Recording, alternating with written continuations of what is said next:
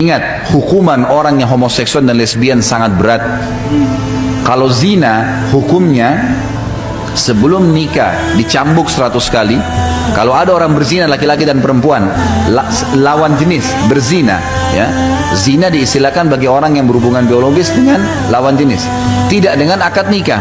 Kalau sebelum menikah masih bujang dan gadis berzina, hukumnya diapain? Dicambuk 100 kali, diasingkan 1 tahun. Kalau sudah menikah, dirajam, dilempar batu sampai mati. Baik, itu kalau orang berzina. Kita lihat hukumannya orang yang lesbian dan homo. Apa dianjurkan oleh, apa yang diperintahkan dalam syariat kita? Hukumannya adalah dua-duanya dibunuh walaupun belum menikah. Kalau ada orang homo atau lesbian belum menikah, maka hukumannya dibunuh. Ibnu Abbas berkata, hukumannya orang yang melakukan homoseksual dan lesbian adalah dipilih tempat tertinggi di negeri itu, bangunan tertinggi. Kalau kita di Sudirman, mana bangunan tertinggi itu?